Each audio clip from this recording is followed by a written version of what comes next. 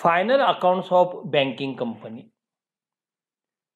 तर या final accounts of banking company या टॉपिकवर कशा प्रकारे मल्टिपल चॉईस क्वेश्चन्स येऊ शकतील हे पाहणं आपल्याला आवश्यक आहे. मात्र तत्पूर्वी काही प्राथमिक भाग आपण अभ्यासणं आवश्यक आहे. जोपर्यंत हा प्राथमिक भाग आपल्याला समजत नाही तोपर्यंत आपण विचारलेल्या प्रश्नांची उत्तरे देऊ शकत नाही. आणि म्हणून आपल्याला सर्वप्रथम पाहावं लागणार आहे ती म्हणजेच डेफिनेशन ऑफ बँक. डेफिनेशन जी दिलेली आहे ती banking regulation act 1959 section 5B नुसार banking means the accepting for the purpose of lending or investment of deposit of money from public repayable on demand or otherwise and withdrawable by check, draft, order or otherwise. थोडक्यात त्याचा अर्थ बँकेची जी कार्य आहे त्या कार्यावरून ही व्याख्या निर्माण झालेली आहे. बँकेचं कार्य काय आहे? पैसे स्वीकारणे आणि कर्ज देणे. पैसे स्वीकारणे ठेवीच्या स्वरूपात आणि विविध कारणासाठी कर्ज देणे. ज्या ठेवी स्वीकारल्या जातात त्या ठेवीवर व्याज देणे आणि जे कर्ज दिलेले आहे त्यावर व्याज घेणे अशा दोन प्रकारचे व्याज इथे आहेत. एक व्याज देणे, एक व्याज घेणे. यातला जो डिफरन्स आहे तो म्हणजेच त्या बँकिंग कंपनीचा प्रॉफिट. दुसरा भाग आहे तो म्हणजेच या बँकांचं फायनल अकाउंट कसं असतं. तर ते दोन भागामध्ये असतं. Preparation of final accounts in vertical form as per banking regulation act 1949. त्यामध्ये फॉर्म ए हा बॅलन्स शीटचा दिलेला आहे आणि फॉर्म बी हा प्रॉफिट अँड लॉस अकाउंटचा दिलेला आहे. या दोन स्टेटमेंटमधली तुम्ही पर्टिक्युलर जोपर्यंत अभ्यासत नाही, तुम्हाला कळत नाही तोपर्यंत तुम्ही यावरचे प्रश्नांची उत्तरे देऊ शकत नाही. आणि म्हणून आपल्याला हे दोन्हीही स्टेटमेंट पाहणे आवश्यक आहे. पहिले स्टेटमेंट पाहू आपण बॅलन्स शीट. बॅलन्स शीटला काय असतं? बॅलन्स शीटला कॅपिटल अँड लायबिलिटीज दिलेले आहेत. पहिला भाग त्यामध्ये शेड्यूल दिलेले आहेत. कॅपिटल हे 1 नंबर शेड्यूलला येतं, रिझर्व्ह सरप्लस 2 नंबरच्या शेड्यूलला येतं, डिपॉझिट 3 नंबरच्या शेड्यूलला येतं. याप्रमाणे हा सर्व भाग या ठिकाणी मांडलेला असतो. मात्र यामध्ये काय आहे नेमकं हे पाहणं आपल्याला आवश्यक आहे. कॅपिटल जे दिलेलं आहे त्या कॅपिटलमध्ये कॅपिटल मांडण्याची जी प्रोसेस आहे ॲक्ट प्रमाणे ती आहे authorise capital, issued capital, subscribed capital, called up capital and paid up capital. दुसरा भाग आहे तो म्हणजेच रिझर्व्ह अँड सरप्लस. या बँकेचे जे जे काही रिझर्व्ह फंड असतील, सरप्लस असतील, तो सर्व भाग या 2 नंबरच्या शेड्यूलमध्ये मांडला जातो. तिसरा भाग आहे तो म्हणजे डिपॉझिट शेड्यूल 3 प्रमाणे. बँका ज्या ठेवी स्वीकारतात ते वेगवेगळ्या प्रकारचे असतात. उदाहरणार्थ करंट डिपॉझिट किंवा त्याला करंट अकाउंट सुद्धा म्हटलं जातं. सेव्हिंग डिपॉझिट किंवा saving account, demand deposit, term deposit etcetera. बँकांनी हे स्वीकारलेले सर्व डिपॉझिट इथे नोंद केले जातात. तिसरा भाग आहे बॉरोइंग्ज. ते येतं शेड्यूल नंबर 4 मध्ये. बॉरोइंग म्हणजे या बँकिंग कंपनीने घेतलेली विविध कर्जे त्याचा उल्लेख इथे येऊ शकतो. आणि शेवटचा भाग आहे आणि तो म्हणजेच अदर लायबिलिटीज अँड प्रोव्हिजन. जर बँकिंग कंपनीची जर इतर लायबिलिटी जर असतील किंवा प्रोव्हिजन्स असतील तर ते शेड्यूल 5 मध्ये मांडले जातात. हा भाग झाला तुमचा लायबिलिटी साईडचा. आता असेट मध्ये काय काय येतं ते पाहणं आवश्यक आहे. कारण कंपन्यांच्या बॅलन्स शीट मध्ये आणि बँकेच्या बॅलन्स शीट मध्ये तफावत तुम्हाला दिसून येईल. कारण कंपन्यांना कंपनी ॲक्ट 1956 लागू होतो तर बँकांना बँकिंग कंपनी ॲक्ट 1949 लागू होतो. त्यामुळे त्या ॲक्टमध्येच हा फॉर्म्युला दिलेला आहे. आता हा प्रोफार्मा जो आहे त्यामध्ये पहा असेटला पहिला जो भाग नोंदवला जातो तो म्हणजेच कॅश, की ज्याला आपण कॅश इन हँड म्हणतो, अँड बॅलन्स विथ RBI. जर आपल्या बँकेने समजा एक्स बँक आपण गृहीत धरली आणि एक्स बँकेने RBI मध्ये काही रक्कम जर डिपॉझिट केलेली असेल तर ती इथे येते. दुसरा भाग आहे तो म्हणजे balance with other bank and money at call and short notice. Balance with other bank म्हणजे या एक्स बँकेकडे जो काही कॅश इन हँड असतो, बॅलन्स असेल, तो आपण 6व्या शेड्यूलमध्ये येतो. पण या बँकेने दुसऱ्या बँकेमध्ये जर काही बॅलन्स ठेवलेला असेल, काही डिपॉझिट करून ठेवलेले असेल आरबीआय व्यतिरिक्त इतर बँकांत, समजा एक्सने वायमध्ये ठेवलेले आहे, तर तो बॅलन्स इथे येतो. आणि दुसरा पार्ट त्यामधलाच आहे money at call and short notice. त्याचा मराठीतील अर्थ अल्प कालावधीची सूचना देऊन कर्ज वसुली करणे, कमीत कमी कालावधी मनी ॲट कॉल, आणि पिरियड कसा आहे शॉर्ट नोटीस. अल्पकालीन सूचना देऊन जर त्या ठिकाणी काही कर्ज बँकेने इतरांना दिले असेल, एक्स बँकेने दुसऱ्याला दिलं असेल, तर ती कर्ज असेट म्हणून इथं ट्रीट केली जाते. त्यानंतर शेड्यूल 8 मध्ये इन्व्हेस्टमेंट. इन्व्हेस्टमेंट म्हणजे गुंतवणूक. गुंतवणूक अनेक प्रकारे केले जातात. एक्स बँकेने इतर कंपन्यांचे शेअर घेतले असतील, डिबेंचर घेतले असेल, तर ती इन्व्हेस्टमेंट. एक्स बँकेने गोल्डमध्ये जर रक्कम गुंतवली असेल तर ती त्या बँकेची इन्व्हेस्टमेंट. एक्स बँकेने गव्हर्नमेंटला काही कर्ज दिलेलं असेल, म्हणजेच इन्व्हेस्टमेंट इन सिक्युरिटी केली असेल, तर ती इन्व्हेस्टमेंट. अशा सर्व इन्व्हेस्टमेंट इथे येऊ शकतात. पुढे ॲडव्हान्सेस. जर एक्स बँकेने इतरांना काही लोन दिलेला असेल, लोन अनेक प्रकारे, लोन, कॅश क्रेडिट, ओव्हरड्राफ्ट या प्रकारे, अशा पद्धतीने जर काही ॲडव्हान्सेस इतरांना दिलेले असतील तर बँकेच्या अँगलनी ते ॲडव्हान्सेस म्हणून शेड्यूल 9 मध्ये येतात. बँकिंग कंपन्यांच्या स्वतःच्या ज्या असेट आहेत आणि त्याही स्थिर स्वरूपाच्या, त्या सर्व 10 नंबरच्या शेड्यूलमध्ये येतात. आणि इतर काही जे काय असेट असेल, अदर असेट असतील, या फिक्स असेट सोडून त्या सर्व असेट या 11 नंबरच्या शेड्यूलला येतात. हे झालं लायबिलिटी आणि असेट. मात्र पुढे एक भाग दिला आहे तो म्हणजे कॉन्टिंजंट लायबिलिटी. भविष्यकालामध्ये निर्माण होणारे एखादे जर देणं असेल तर ते देणं इथं 12व्या शेड्यूलला स्वतंत्रपणे मांडलं जातं. ते बॅलन्स शीटमध्ये टोटल घेताना विचारात घेतलं जात नाही. 1 ते 5 ची टोटल अधिक 6 ते 11 ची टोटल ही मॅच होणं म्हणजेच बॅलन्स शीट टॅली होणं. आता आपण प्रॉफिट अँड लॉस अकाउंटकडे जाऊ. प्रॉफिट अँड लॉस अकाउंटमध्ये पहिला भाग दिलेला आहे 1 इन्कम 2 एक्सपेंडिचर. पहिला जो इन्कमचा भाग आहे ते इन्कम बँकांना 2 प्रकारे मिळू शकतो. एक, बँकांनी इतरांना जर काही कर्ज दिलेलं असेल तर त्या कर्जावरचं व्याज हे बँकांचं उत्पन्न, इंटरेस्ट अर्न, व्याजाच्या स्वरूपातलं उत्पन्न. हे व्याजाच्या स्वरूपातलं उत्पन्ना व्यतिरिक्त इतर काही मार्गाने बँकेला उत्पन्न मिळत असेल तर ते उत्पन्न हे 14 नंबरच्या शेड्यूलला मांडलं जातं. आणि ह्या दोन्हींची टोटल म्हणजेच बँकेचं टोटल इन्कम. त्यानंतरचा भाग जो आहे तो म्हणजेच एक्सपेंडिचर. एक्सपेंडिचरमध्ये 3 प्रकारे त्याचं वर्गीकरण केलेलं आहे. एक, इंटरेस्ट एक्सपांडेड, म्हणजेच ठेवीदाराने एक्स बँकेत पैसे ठेवलेत तर त्या ठेवीदाराला व्याज द्यावं लागणार आहे. बँकेचा तो खर्च, तो इथे इंटरेस्ट एक्सपांडेड मध्ये येतो. ऑपरेटिंग एक्सपेन्सेस, बँक चालवण्यासाठी जो जो काही खर्च होतो, कर्मचाऱ्यांची पगार देणं ज्याला आपण सॅलरी म्हणतो, printing, stationery, advertising, publicity, rent, electricity charges, हे सगळे जे काही खर्च आहेत की जे तुम्ही कंपन्यामध्ये अकाउंट पाहताना प्रॉफिट अँड लॉस अकाउंट डेबिटला जे मांडताना कंपनीच्या बाबतीत, ते इथे आपल्याला ऑपरेटिंग एक्सपेन्सेसमध्ये मांडावे लागतात. आणि जर काही प्रोव्हिजन केलेले असतील तर त्या प्रोव्हिजन आणि कॉन्टिंजन्सी हे स्वतंत्रपणे मांडणे आवश्यक आहे. अशा प्रकारे इन्कमची टोटल, 2 एक्सपेंडिचरची टोटल, यातला डिफरन्स एकतर प्रॉफिट असू शकेल किंवा लॉस. इन्कम साईड जास्त असेल, एक्सपेंडिचर कमी असेल तर प्रॉफिट. तो प्रॉफिट इथे मांडला जातो करंट इयर प्रॉफिट म्हणून. मग मागच्या वर्षीचा जर काही प्रॉफिट असेल तर तोही प्रॉफिट इथे घेतला जातो.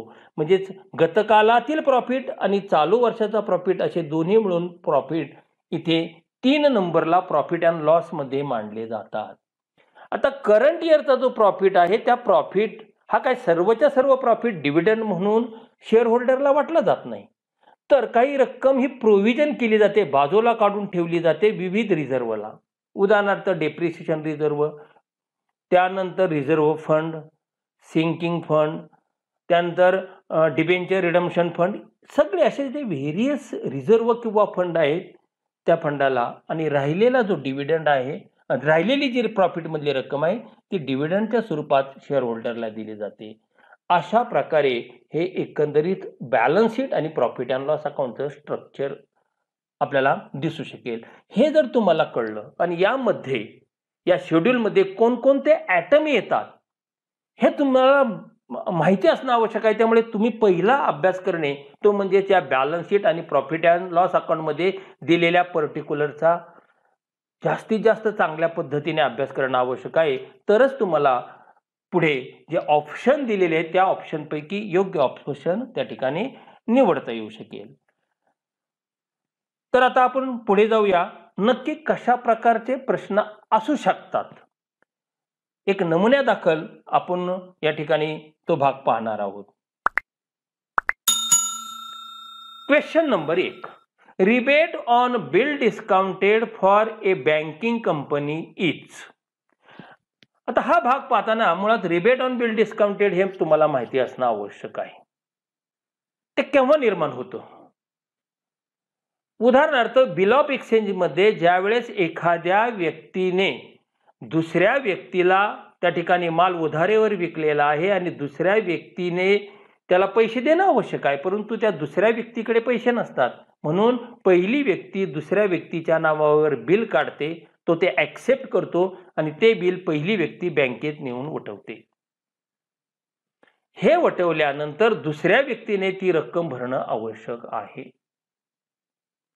परंतु या परिस्थितीमध्ये जर आपण पाहिलं तर बऱ्याच वेळा असं होतं की ती जी रक्कम आहे ती मिळणार आहे असं बँक अगोदरच गृहीत धरतं, परंतु हे बिल जे काय आहे त्याची ड्यू डेट मात्र अकाउंटिंग इयर संपल्यानंतर होत असेल तर ते बँकेचं उत्पन्न सध्याच्या करंट अकाउंटिंग इयरमध्ये नाहीये. ज्यावेळेस प्रत्यक्षपणे ते बिल मॅच्युअर होईल त्यावेळेसच बँकेचे ते उत्पन्न होऊ शकेल. म्हणजेच समजा अकाउंटिंग इयर 2020-21 मध्ये ट्रान्झॅक्शन झाली आणि मॅच्युरिटी डेट जर त्या ठिकाणी मार्च 21 नंतर असेल आणि बँकेने असं गृहीत धरलं की नाही आम्हाला पुढच्या कालावधीत हे मिळणार आहे 100%, असं समजून जर त्या ठिकाणी इंटरेस्ट उत्पन्न म्हणून दाखवलं असेल तर ते चुकीचं आहे. आणि म्हणून ती कंपनीची, बँकिंग कंपनीची लायबिलिटी ठरते. आणि म्हणून आपल्याला जे 4 ऑप्शन दिलेले आहेत त्या 4 ऑप्शन पैकी ए लायबिलिटी हे आपलं अचूक उत्तर त्या ठिकाणी ठरू शकेल. Question number 2, paid up capital of A banking company must be 1/2 of. कशाच्या 1/2 पेड अप कॅपिटल असणं आवश्यक आहे? बँकिंग रेग्युलेशन ऍक्ट मध्ये सांगितलेलं आहे की बँकिंग कंपनीचं पेड अप कॅपिटल किती असावं. तर निश्चितपणे जर तुम्हाला माहिती असेल, जर तुम्ही तो प्रोव्हिजन वाचल्या तर तुम्हाला लक्षात येईल की त्या बँकिंग कंपनीचं जे सबस्क्राइब्ड कॅपिटल आहे त्याच्या 1/2 इतकं हे पेड अप कॅपिटल असावं. आणि म्हणून आपला अचूक उत्तर आहे सबस्क्राइब्ड कॅपिटल. आता हे ॲथॉराइज, सबस्क्राइब, इश्यूड, कॉल्ड अप हा जो भाग आहे तो आपण बॅलन्स शीट मगाशी जे पाहिलं त्यावेळेस त्याचा आपण संपूर्णतः विचार केला होता. Question number 3, the accounting year of the banking company ends on. कधी वर्षाची अखेर होते बँकिंग कंपनीचे? ते एक लक्षात ठेवा, आपला जो काय भारतीय आयकर कायदा जो आहे ना 1961 त्याला इन्कम टॅक्स ऍक्ट म्हणतो आपण, त्यामध्ये कंपल्सरी केलेलं आहे प्रत्येक कंपनीने, मग ती बँकिंग कंपनी असेल, पब्लिक कंपनी असेल, प्रायव्हेट, प्रत्येकाने आपलं आर्थिक वर्ष हे 1 एप्रिलला सुरू करावं आणि 31 मार्चला संपवावं. आणि म्हणून ज्या काही इन्कम टॅक्स ऍक्ट मध्ये प्रोव्हिजन दिलेले आहेत, त्यानंतर कंपनी ऍक्ट मध्ये प्रोव्हिजन दिलेले आहेत, या दोन्ही प्रोव्हिजनचा विचार केल्यावर आपल्याला लक्षात येईल की बँकिंग ही एक कंपनी आहे आणि म्हणून तिला अकाउंटिंग इयर 1 एप्रिल ते 31 मार्चच ठेवावं लागतं आणि म्हणून त्याचं अकाउंटिंग इयर हे 31 मार्च रोजीच संपू शकतं आणि म्हणून सी हा आपला ऑप्शन आहे. Question number 4. बँकिंग रेग्युलेशन ऍक्टच्या under section 17 every banking company create a reserve fund at least. प्रत्येक बँकिंग कंपनीला जो फायदा होतो, जो आपण बॅलन्स शीट पाहताना विचारात घेतला होता, प्रॉफिट अँड लॉस अकाउंट पाहताना विचारात घेतला होता, की इन्कम आहे त्यातून एक्सपेंडिचर वजा जातो, तो राहतो प्रॉफिट, त्यातून बँक पहिलं रिझर्व्ह निर्माण करते आणि मग उरलेली रक्कम, त्याला डिव्हिजिबल प्रॉफिट म्हणतो, तो डिस्ट्रीब्यूट केला जातो शेअर होल्डरमध्ये डिव्हिडंडच्या स्वरूपात. हा रिझर्व्ह निर्माण करताना त्यातला एक रिझर्व्ह आहे आणि तो म्हणजेच रिझर्व्ह फंड. हा रिझर्व्ह किती असावा या संबंधीच्या तरतुदी दिलेल्या आहेत. तर त्या सेक्शन 17 मध्ये सांगितलेलं आहे की प्रत्येक बँकिंग कंपनीने आपल्या चालू वर्षाच्या नफ्याच्या 20% इतकी रक्कम ही रिझर्व्ह फंड म्हणून बाजूला काढून ठेवली पाहिजे आणि म्हणून आपलं उत्तर आहे D, 20% of its annual profit. 5वा प्रश्न. Bills for collection is A. काय आहे bill for collection? Bill for collection घ्या, acceptances, endorsements and other obligation घ्या. हे सर्व जे आहे हे सर्व बँकेच्या करंट इयरशी संबंधित नाही, तर ते फ्युचरशी संबंधित आहे आणि म्हणून ह्या बाबी ज्या आहेत या सर्व बाबी कॉन्टिंजंट म्हणून त्या ठिकाणी निर्माण होतात आणि म्हणून त्या कॉन्टिंजंट लायबिलिटी आहेत आणि म्हणून बिल फॉर कलेक्शन असो, acceptance, endorsement and other obligation असो, हे दोन्हीही जे बाब आहे हे बिल ऑफ एक्सचेंजच्या अँगलने निर्माण झालेल्या बाबी आहेत आणि त्यामुळे त्या चालू वर्षाच्या संदर्भात कॉन्टिंजंट लायबिलिटी त्या बँकेच्या ठरतात. म्हणून आपला ए ऑप्शन हा बरोबर आहे. Question number 6. A non banking asset is. मुळात नॉन बँकिंग असेट म्हणजे काय? बँक व्यवसाय करण्यासाठी ज्या असेट लागतात बँकेला, त्या असेटला आपण बँकिंग असेट म्हणतो. मग नॉन बँकिंग असेट म्हणजे काय? जर नॉन बँकिंग असेट म्हणजे पुन्हा आपण उदाहरण पाहू. एक्स बँक आहे, या एक्स बँकेने एबीसी कंपनीला कर्ज दिलंय. हे कर्ज देताना एबीसी कंपनीकडून बँक तारण घेते. मग जर एबीसी कंपनीने आपली मशिनरी जर बँकेला तारण दिलेली असेल तर निश्चितपणे ही मशिनरी ही नॉन बँकिंग असेट आहे. याचा अर्थ त्या मशिनरीवर पूर्णतः मालकी हक्क किंवा तिचा ताबा हा त्या कंपनीकडे असतो आणि बँकेकडे फक्त त्याची कागदपत्र राहतात. ती काही बँकेची स्वतःची प्रॉपर्टी नसते आणि म्हणून आपल्याला या ठिकाणी म्हणता येईल की नॉन बँकिंग असेट ही काय आहे? तर secured property acquired from defaulting borrowers. ती बँक प्रिमायसेस हे नॉन बँकिंग असेटमध्ये येत नाही, अदर असेट सुद्धा ते येत नाही आणि फर्निचर सुद्धा येत नाही. 7वा question. The bank show provision for income tax under the head. मगाशी सांगितल्याप्रमाणे जर तुम्हाला बॅलन्स शीट आणि प्रॉफिट अँड लॉस अकाउंटचा प्रोफार्मा जर डोळ्यात असेल तुमच्या आणि तुमच्या डोक्यात असेल तर निश्चितपणे तुम्हाला सांगता येईल की प्रोव्हिजन फॉर इन्कम टॅक्स हे काय आहे? इन्कम टॅक्स भरावा लागणार आहे, त्यासंबंधी प्रोव्हिजन म्हणजे रक्कम बाजूला काढून ठेवली, ते भविष्यात द्यावं लागणार आहे, ती लायबिलिटी आहे आणि म्हणून ती लायबिलिटी अदर लायबिलिटी अंडर त्या ठिकाणी मांडली जाते. म्हणजे आपलं ऑप्शन त्या ठिकाणी सी, अदर लायबिलिटी हे बरोबर आहे. Question number 8. The bank shows unclaimed dividend under the head. आता अनक्लेम्ड डिव्हिडंड म्हणजे काय? तर डिव्हिडंडचे अनेक प्रकार आहेत. Final dividend, interim dividend, propose dividend, त्यामध्येच अनक्लेम्ड डिव्हिडंड एक भाग आहे. अनक्लेम्ड डिव्हिडंडचा अर्थ असा की कंपनीने लाभांश जाहीर केलेला आहे, लोकांनी काही घेतलाय, काही लोकांनी घेतला नाही. ज्या लोकांनी तो घेतलेला नाही अशी जी डिव्हिडंडची रक्कम आहे त्याला आपण अनक्लेम्ड डिव्हिडंड म्हणतो. मग भविष्यात त्या लोकांनी मागितले तर द्यावी लागणे आपल्याला निश्चितपणे लागेल ना. आणि म्हणून ती आपली लायबिलिटी आहे, त्या बँकेची लायबिलिटी आहे आणि म्हणून ती लायबिलिटी आपण करंट लायबिलिटीला त्या ठिकाणी मांडणं आवश्यक आहे. Question number 9. The bank shows bill purchased and discount under the head. मगाशी सांगितल्याप्रमाणे एक्स बँकेने एबीसी कंपनीला कर्ज दिलेला असेल.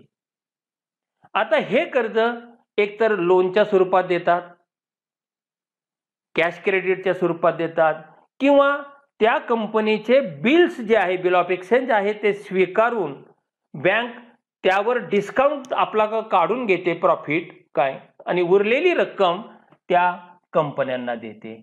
परंतु कंपन्यांना ही रक्कम जी दिलेली आहे, उदाहरणार्थ 1 लाख रुपये आपण कंपनीला कर्ज देणार आहोत. बँकेने असं ठरवलं की 1 लाख रुपये कंपनीला कर्ज द्यायचं आहे बिल ऑफ एक्सचेंजच्या माध्यमातून, आणि या 1 लाखामधून जर 1000 रुपये आपण जर डिस्काउंट बँकेने काढून घेतला, तर उरलेली रक्कम बँकिंग कंपनी त्या कंपनीला, एबीसी कंपनीला देते. नॅचरली या परिस्थितीमध्ये त्या एबीसी कंपनीने भविष्यात बँकेला पैसे परत केले पाहिजे. म्हणजेच बँकिंग कंपनीचं ते काय आहे, एक प्रकारे येणं आहे, आणि म्हणून ते येणं असेट साईडला ॲडव्हान्सेस अंडर नोंदवणं आवश्यक आहे. म्हणून त्याचा ऑप्शन आहे A, advances. Question number 10. The bank shows branch adjustment account under the head. आता इथे 2 भाग आहे. ब्रँच ॲडजस्टमेंट अकाउंट असेटलाही मांडलं जातं आणि लायबिलिटीलाही मांडलं जातं. आता पहिला प्रश्न आहे तो म्हणजे ब्रँच ॲडजस्टमेंट म्हणजे काय. 2 ब्रँच आहेत, ए आणि बी. जर त्यांच्यामध्ये देवघेवीचे जर व्यवहार झालेले असतील तर निश्चितपणे एक बँक दुसऱ्याला देते. उदाहरणार्थ ए बँकेने बी बँकेला एक 10,000 रुपये दिलेले आहेत, तर निश्चितपणे ए बँक काय दाखवेल, आम्हाला 10,000 रुपये येणं आहे, ते असेटला दाखवेल. बी बँक जर त्यांच्या अकाउंटला मांडायचं असेल तर काय म्हणेल, आम्हाला देणं आहे, ती त्यांची लायबिलिटी आहे. जर ए बँक दाखवताना ती असेट म्हणून दाखवते, बी बँक दाखवताना ती लायबिलिटी म्हणून दाखवते. आता इथे ऑप्शन देताना तुम्हाला सगळे असेट बाजूच्याच आयटमचे ऑप्शन दिलेले आहेत, त्यामुळे ते अदर असेटमध्ये आपल्याला नोंदवणं आवश्यक आहे. कारण ती बँकेची इन्व्हेस्टमेंट नाही, ती बँकेची फिक्स असेट नाही, आणि ॲडव्हान्सेस आपण मगाशीच पाहिलेलं आहे. त्यामुळे राहिला पर्याय तो म्हणजेच अदर असेट. परंतु जर इथे ऑप्शन देताना तुम्हाला असेट, इन्व्हेस्टमेंट, ॲडव्हान्सेस याच्याऐवजी लायबिलिटी असं दिलं असतं, तर निश्चितपणे अदर लायबिलिटीमध्ये तो भाग तुम्हाला नमूद करावा लागला असता. म्हणजे इथे आपली 2 प्रश्नांची त्या ठिकाणी उकल झालेली आहे. Question number 11. The bank shows government security under the head. बँकेने गव्हर्नमेंट सिक्युरिटी जी केलेली आहे, म्हणजे गव्हर्नमेंट सिक्युरिटीमध्ये जी रक्कम गुंतवलेली आहे, ती गुंतवलेली रक्कम ही बँकिंग कंपनी कुठे दाखवेल, तर नॅचरली फिक्स असेटमध्ये येणार नाही, ना ॲडव्हान्समध्ये येणार, ना अदर असेटमध्ये येणार आहे. कारण ती बँकिंग कंपनीने गव्हर्नमेंटला दिलेली जे गव्हर्नमेंटचे बॉन्ड्स असतील, त्या बॉन्ड्समध्ये गुंतवलेली रक्कम असतील किंवा सिक्युरिटी असतील, त्याला आपण प्रतिभूती म्हणतो. प्रतिभूती हा शब्द तुम्हाला टीवायच्या मुलांना इन्कम टॅक्समध्ये सुद्धा आहेत. तर या गव्हर्नमेंट सिक्युरिटीमध्ये जर काही पैसे गुंतवलेले असतील तर निश्चितपणे बँकेची ती गुंतवणूक ठरते, आणि म्हणून डी ऑप्शन इन्व्हेस्टमेंट हे बरोबर आहे. Question number 12. The bank shows gold under the head. That is he सुद्धा त्या बँकिंग कंपनीचे काय इन्व्हेस्टमेंट आहे. ते काय बँकेचे अदर असेट नाहीये, ॲडव्हान्सेस नाहीये, फिक्स असेट नाही, तर ते आहे इन्व्हेस्टमेंट. या स्वरूपात अजून एक प्रश्न इथे सांगतो. जर बँकिंग कंपनीने XYZ कंपनीचे शेअर घेतले असतील तर ती सुद्धा इन्व्हेस्टमेंट म्हणून या गोल्ड प्रमाणे तिथे येईल. या बँकिंग कंपनीने XYZ कंपनीचे डिबेंचर घेतलेले असतील तर ती सुद्धा या बँकिंग कंपनीची इन्व्हेस्टमेंट आहे, ती सुद्धा या गोल्ड प्रमाणेच आपल्याला विचार करावा लागला असता. Question number 13. The bank shows current account under the head. Current अकाउंटचं मिनिंग समजून घ्या. चालू खातं, चालू डिपॉझिट. अकाउंट किंवा डिपॉझिट दोन्हीही पर्यायी शब्द आहेत. करंट अकाउंट म्हणा, करंट डिपॉझिट म्हणा. विद्यार्थ्यांना सवय लागलेली असते की करंट डिपॉझिट हा शब्द कानावर पडलेला असतो आणि करंट अकाउंट आलं की गडबडतात. करंट अकाउंट म्हणजेच करंट डिपॉझिट. मग ते जर करंट डिपॉझिट असेल तर ते कुठे जाणार? नॅचरली डिपॉझिट या हेड खाली, आणि म्हणून आपलं बी हा ऑप्शन आहे. Question 14, acceptance, endorsement and other obligation is. हाच भाग मी तुम्हाला बिल फॉर कलेक्शनच्या वेळेस समजून सांगितला होता की ती आपली कॉन्टिंजंट लायबिलिटी कशी आहे, आणि म्हणून आपलं उत्तर या ठिकाणी आहे contingent liability. Question number 15, claim against the bank not acknowledged as debt is a same bill for correction, acceptance, endorsements and other obligation and claim against the bank not acknowledged as debt. हे तिन्ही भाग लक्षात ठेवा कायमस्वरूपी, ही त्या banking कंपनीची कॉन्टिंजंट liability आहे. Question number 16, the bank shows unexpired insurance under the head. हे कुठे येऊ शकेल? मुळात अनएक्सपायर्ड इन्शुरन्स म्हणजे काय? त्याला दुसरा शब्द आपल्याला सांगता येईल, इन्शुरन्स पेड इन ॲडव्हान्स. म्हणजे काय? म्हणजे इन्शुरन्स कंपनीला जी रक्कम बँकेने द्यायला पाहिजे नव्हती, या वर्षात द्यायला पाहिजे नव्हती 12,000 प्रति महिना, 1,000 प्रमाणे 12,000 द्यायला पाहिजे नव्हती, परंतु बँकेने इन्शुरन्स कंपनीला 15,000 दिले, म्हणजे 3,000 जास्त दिलेत. ही जास्त दिलेली जी रक्कम आहे त्याला आपण म्हणतो इन्शुरन्स इन ॲडव्हान्स, किंवा त्याला प्रीपेड इन्शुरन्स आपण म्हणतो. प्रीपेड इन्शुरन्स म्हटलं की मुलांना ताबडतोब कळतं आणि ते अदर ॲसेटमध्ये मांडतात. हे प्रीपेड इन्शुरन्सच आहे, त्याचं हे दुसरं नाव आहे, त्यामुळे ते अदर ॲसेटमध्ये नोंदवणं आवश्यक आहे. Question number 17, the bank shows interim dividend paid under the head. Dividend कुठल्याही स्वरूपाचा असू द्यात, फायनल डिव्हिडंड म्हणजे वार्षिक लाभांश, इंट्रीम डिव्हिडंड म्हणजे मध्यावधी लाभांश, प्रोपोज डिव्हिडंड असू द्यात, प्रेफरन्स डिव्हिडंड असू द्यात, हे सर्व डिव्हिडंड कंपनीच्या नफ्यातून दिले जातात. कधी? जर कंपनीच्या नफ्यातून वेगवेगळे रिझर्व निर्माण केल्यानंतर जो नफा राहतो त्याला डिव्हिजिबल प्रॉफिट म्हणतात, आणि त्यातून हा डिव्हिडंड दिला जातो. आणि हे जे काही रिझर्व निर्माण करणे, डिव्हिडंड देणे, हे सगळे जो काही भाग आहे या सगळ्या भागाला ॲप्रोप्रिएशन्स असं संबोधलं जातं. त्यामुळे नॅचरली ते ॲप्रोप्रिएशन्स या हेड खाली येऊ शकतं, म्हणून आपला ऑप्शन आहे बी ॲप्रोप्रिएशन.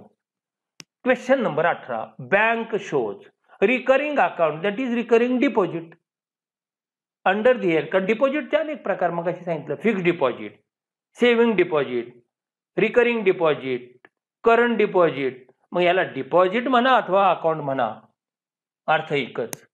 ते रिकरिंग डिपॉझिट असल्यामुळे डिपॉझिट या हेड खाली येतं, आणि म्हणून डी हा आपला ऑप्शन आहे. Question number 19, the bank shows depreciation on banks property under the head.